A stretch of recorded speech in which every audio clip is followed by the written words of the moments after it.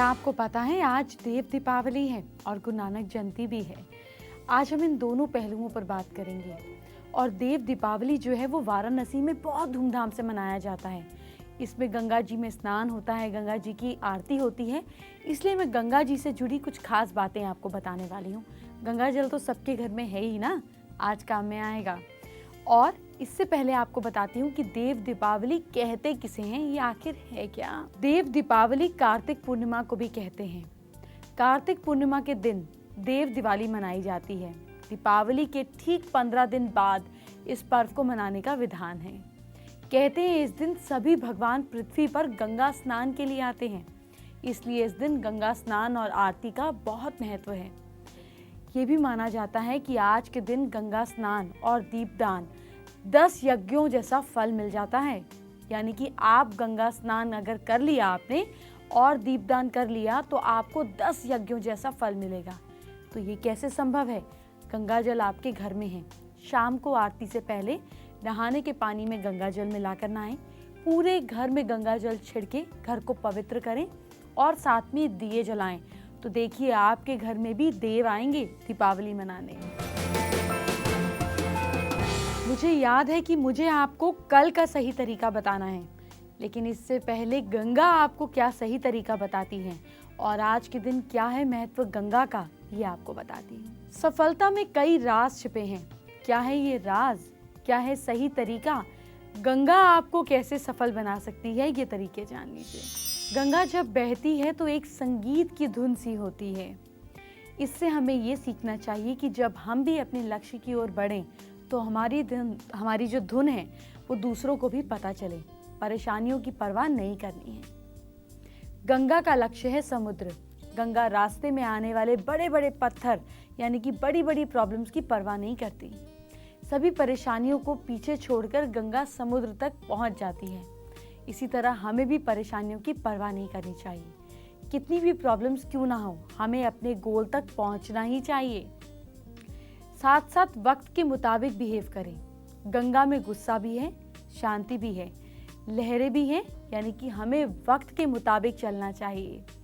जहाँ जैसे बिहेवियर की ज़रूरत है वहाँ वैसा ही बिहेव करने में लाइफ में आप अपने गोल तक ज़रूर पहुँचते हैं। इसके साथ साथ देखिए ना कि गंगा यूं ही नहीं बहती। गंगा का एम होता है समुद्र तक पहुँचना, जो हमें सिखाता है कि हमेशा अपना एम क्लियर करके चलना चाहिए। जब तक आपका एम तय नहीं होगा तब तक आप सफलता पा ही नहीं सकते। इसके अलावा काम में तेजी लाते रहें। गंगा हिमालय से निकलती है। इस गंगा के पानी की धारा ज़्यादा तेज नहीं होती, लेकिन जैसे जैसे वो आगे बढ़ती है इसकी धारा तेज होती चली जाती है। इससे हमें ये सीखना चाहिए कि जैसे आप अपने गोल पाने के लिए कदम आगे बढ़ाएं, वैसे वैसे अपने काम में तेजी लाते जाएं, अपनी स्पीड, अपनी एनर्जी को बढ़ाते चले जाएं।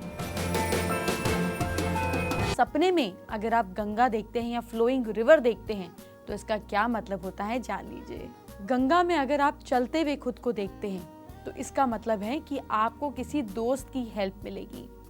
इसका एक मतलब ये भी है कि आप किसी से लड़ाई में कुछ ना कुछ प्रॉब्लम, कोई ना कोई कंफ्यूजन भी हो सकती है।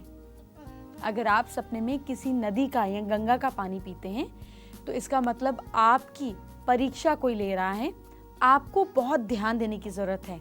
इसका एक मतलब ये भी है कि आपकी लाइफ में खुशियाँ आने वाली हैं। अगर आप गंगा किनारे खुद को बैठे हुए देखते हैं, खुश होते हुए देखते हैं, तो इसका मतलब परेशानियाँ दूर होने जा रही हैं, दुश्मन आपसे हारने वाले हैं।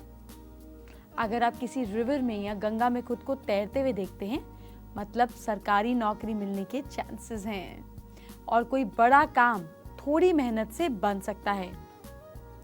सपने में अगर आप गंगा में ट्रैवल कर रहे हैं तो इसका मतलब जल्दी आप ट्रैवलिंग पे जाएंगे और रेगुलर इनकम के सोर्सेज भी बनेंगे।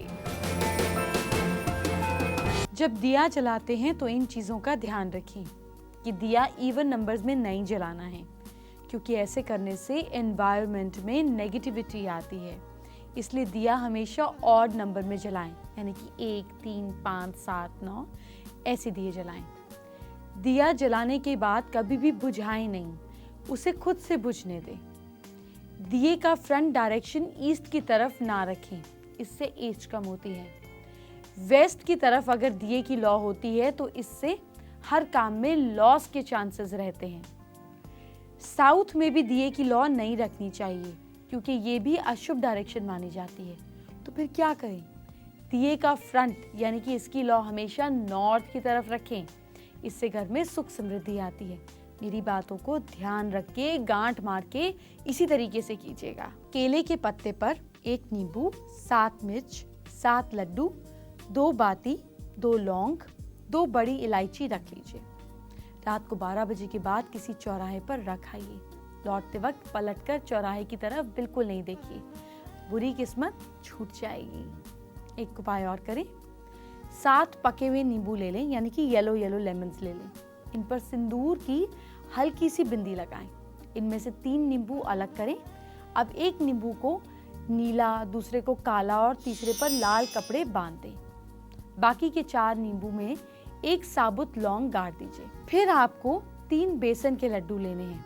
3 बेसन के लड्डू लेकर 3 लाल और साथ में 3 पीले, ध्यान से सुनिएगा, फूल साथ में रख लेने हैं। अब ये सारी चीजें एक पीले कपड़े में बांधें और चौराहे पर रखाएं। Problem solve.